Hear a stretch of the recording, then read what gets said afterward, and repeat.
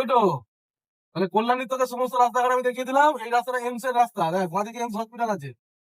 হ্যাঁ হ্যাঁ হ্যাঁ হ্যাঁ বড় এমস এটা হচ্ছে হ্যাঁ কল্যাণী এমস হসপিটাল। হ্যাঁ তুই কল্যাণীর ওই রোড থেকে যেটা জাগুলি, এই রাস্তাটা দিয়ে সোজা গেলে ঢাকা।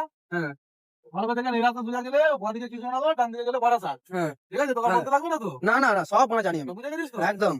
বলে এটা এখন এখন পেছনে একটু টপকেলাম। হ্যাঁ, তোকে যেটা দেখালাম। হ্যাঁ, ওটা কি বেশ নাম ছিল? আরে ক্যালানি জেমস। হ্যাঁ, ক্যালানি জেমস, তুই খানকির ছেলে খেলে নিয়েছেন বলে যে টপকেলাম এক্ষুনি।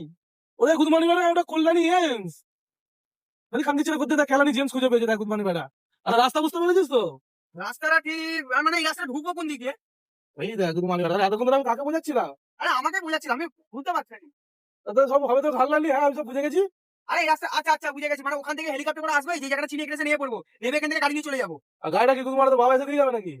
তাও তো ঠিক, কেন হেলিকপ্টার নিচে দড়ি দিয়ে বেঁধে দেবো। ওই খানকির ছেলে, তুই তো গুদমানি বেড়া পুরো জিনিয়াস রে। হ্যাঁ, ওফ, তাহলে বুঝেছো? ওটা মালিক রাখলে গোষ্ঠী গুদমানি দিবি তুই খানকির ছেলে। ও বাপ রে বাপ, ও মারাত্মক ছেলে তুই মায়েরে।